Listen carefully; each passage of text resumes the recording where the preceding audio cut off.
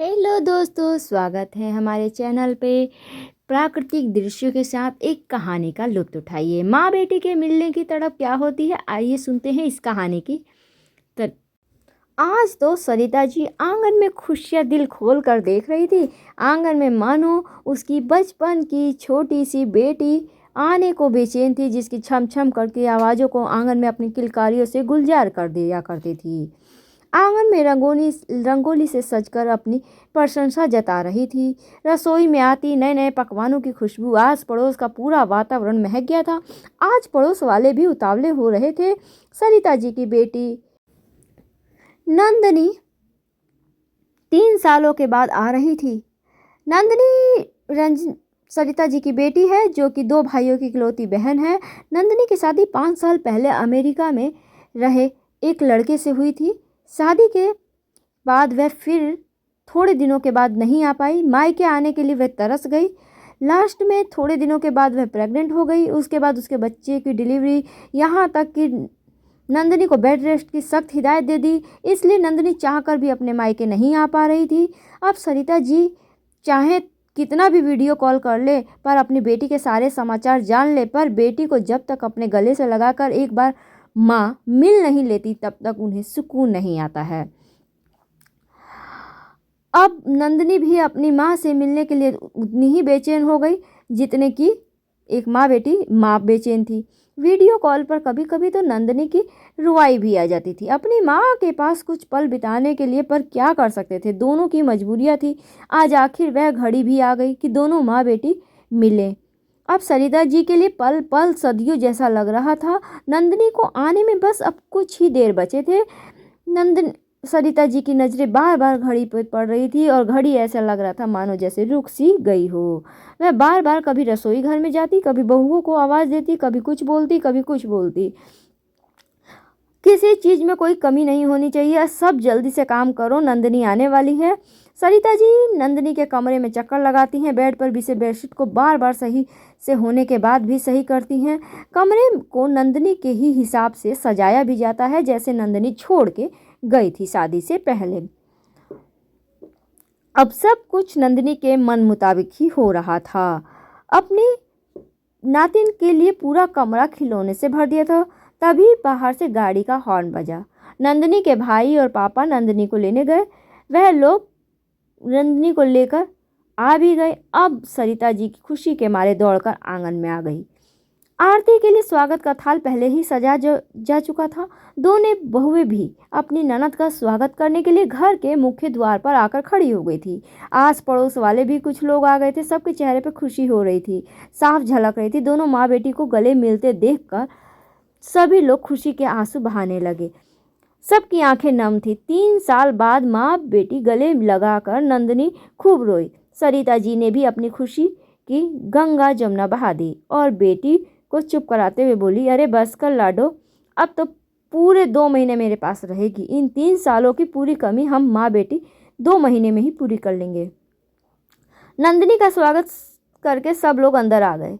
बातों का तो जैसे कोई बड़ा पिटारा खुल गया हो, जिससे बातें निकली ही जा रही थी, कम होने का नाम ही नहीं ले रही थी। पूरा घर इन्हीं लम्हों को जी भरकर जी लेना चाहता था। नंदनी की बेटी तो जैसे कोई खिलौना बन गई हो, कभी किसी के हाथों में तो कभी किसी के हाथों में बस घूमे जा रही थी। उसको खिलाने की सब में होड़ मची हुई थी। सच में सरिता जी के घर में खुशियाँ छा गई। देखते ही देखते दिन निकलते जा रहे थे। नंदनी अपनी दोनों भाभियों के साथ पूरा समय बिता रही थी। नंदनी ने देखा उसकी बड़ी भाभी तो बहुत खुश है। नंदनी की माँ भी उसकी बड़ी भाभी की कुछ ज़्यादा ही इज्जत और प्यार देती थी छोटी भाभी के मुकाबले में। तो एक दिन नंदनी को कुछ चीज़ें बहुत ही अटपटा लगा। जैसे छोटी भाभी नंदनी के लिए कुछ करने लगती तो माँ बोल देती, अरे छोटी बहू, बड़ी बहू से पूछ लेना एक बार, इस चीज़ को करने से पहले तुमको इतना पता नहीं, तुम्हारी बड़ी बहू सारी चीज़ें देखी हुई है, इसलिए बिगाड़ दोगी। बड़ी बहू यह सब अच्छे से कर लेती है, आखिर बड़े घर में जो है काम वह तुम्हें बताए, कर लिया करो। नंदनी को यह बातें बिल्कुल अच्छी नहीं लग रही थी।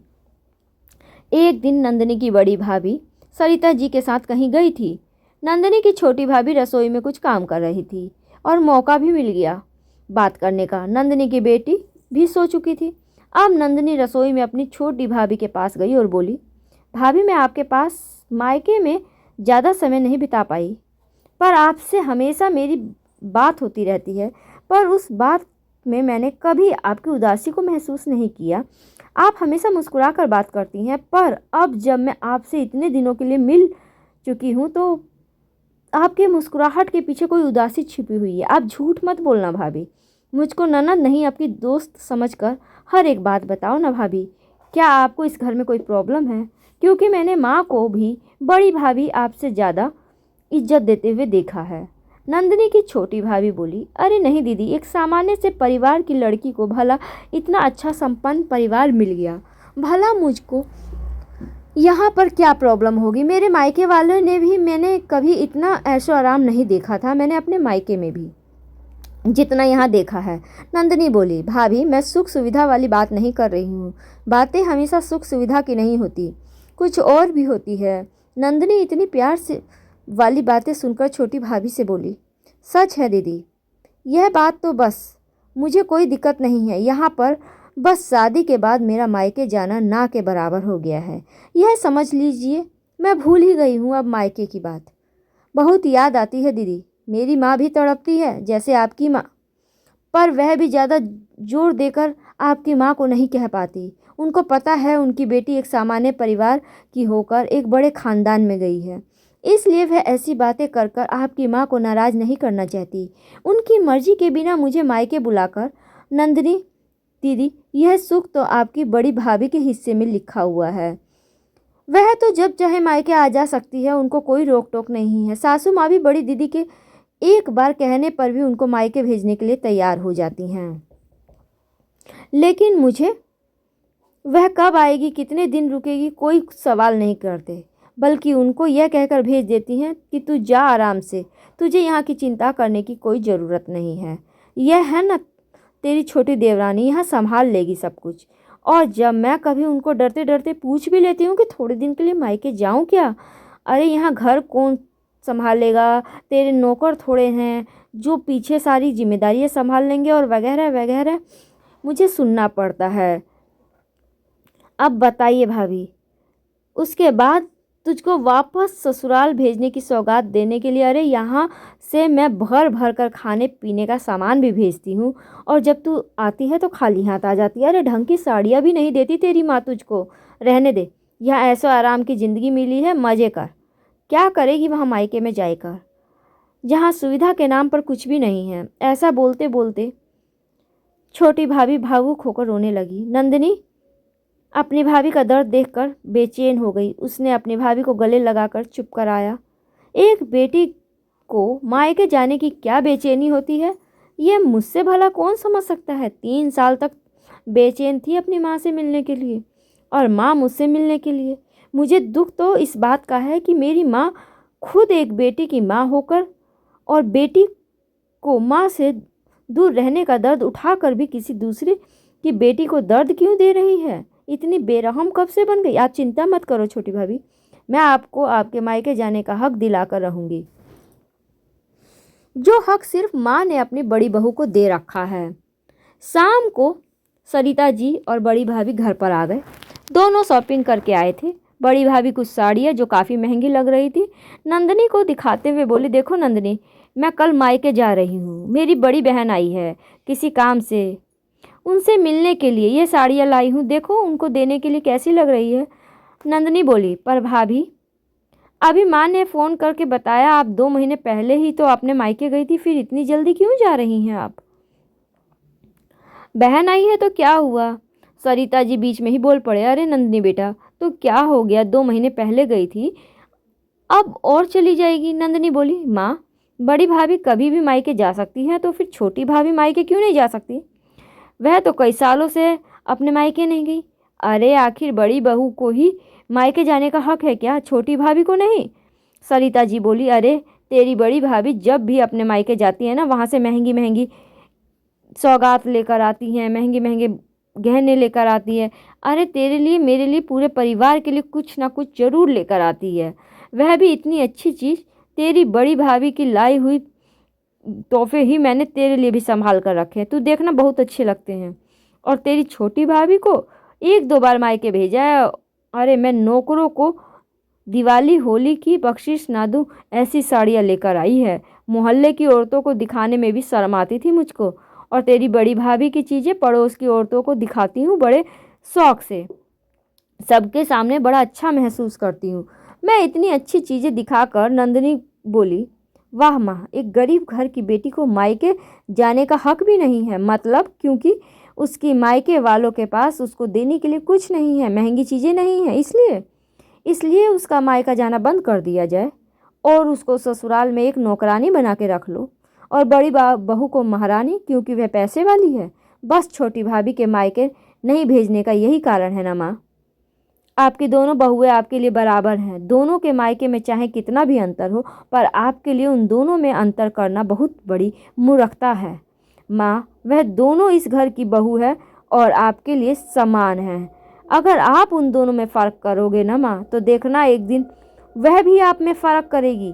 अरे बेटियों के लिए मायके से मिला हुआ प्यार और जो भी तोहफे मिलते हैं बहुत कीमती होते हैं। उस प्यार पर हर एक बेटी का हक होता है, और एक माँ को अपने बेटी से मिलने का हक उससे छीनने वाला बहुत ही खराब व्यक्ति होता है। और माँ, आप यह काम कर रही हैं। हम भी घर में दो बहू हैं, मेरी जेठानी भी मुझसे ज़्यादा पैसे वाली है। अगर मेरे ससुराल में मुझसे इसी तरह का सब फ़र्क किया जाएगा तो आपको कैसा लगेगा? आपको गुस्सा नहीं आएगा? आपका दिल नहीं रोएगा? अगर कोई मुझे आपसे मिलने के लिए मायके नहीं भेजे तो क्या आप नहीं तड़प उठेंगी माँ? एक बार सोच कर देखो, छोटी भाभी की माँ उतनी ही बेचैन है जितनी कि आप बेचैन थी माँ। अरे माँ, एक औरत होकर ही समझ लो ना इस बात को, खुद पर लेकर ही देख लो। अरे एक लड़की के मायके जाने का हक क्या उसके मायके के पैसों के स्तर पर भला तय किया जाएगा? छी, कितनी गंदी सोच है माँ आपकी। छोटी भाभी सबके लिए चाय लेकर आ चुकी थी। आज बड़ी भाभी को भी अपनी गलती का एहसास हो गया, गलती का नहीं, अपने घमंड का, जिसके आगे वह अपनी छोटी देवरानी का दर्द नहीं समझ पाती थी और ना ही देख पाई। जिसने अपनी देवरानी को देवरानी कम और घर की नौकरानी ज़्यादा समझ रखा था। अब सरिता जी और बड़ी बहू की आंखें मिली। दोनों ने नंदिनी की बातों से शर्मिंदा होकर बड़ी भाभी ने छोटी भाभी के हाथों से चाय की ट्रे ले लिया और कहा, छोटी, चाय की ट्रे यहाँ रख दे और तू जा अपने मायके जाने की तैयारी कर ले। काफ़ी साल हो गए तुझे तेरे मायके गए हुए। मेरा क्या है, मैं तो जाती रहूँगी। इस बार तेरी बारी है और इस बार दोनों बराबर मायके जाएंगे। सरिता जी ने भी हाँ में हाँ भर दी। हाँ छोटी बहू, एक माँ का दर्द आज मेरी बेटी ने मुझे समझा दिया। बस अब किसी माँ को और नहीं तड़पने दूंगी। जाओ अपने मायके जाने की तैयारी कर लो। छोटी बहू के पैर से तो जैसे खुशी के मारे जमीन ही पर नहीं टिक रहे थे। दिल में दबी हुई एक छोटी सी तड़प लेकर अपने माँ से मिलने की छोटी सी बहू बस बाहर ही जा रही थी। वह नंदिनी दीदी के गले लग गई और मन ही मन बोलने लगी, काश दीदी ना होती तो आज मैं भी अपनी माँ से ना मिल पाती। और उन्होंने मन ही मन भगवान को धन्यवाद किया, अपनी ननद को धन्यवाद किया। तो दोस्तों, यह थी हमारी आज की कहानी। कहानी कैसी लगी हमें कमेंट में ज़रूर बताइए। मिलते हैं अगली कहानी में नई कहानी के साथ। तब तक के लिए धन्यवाद।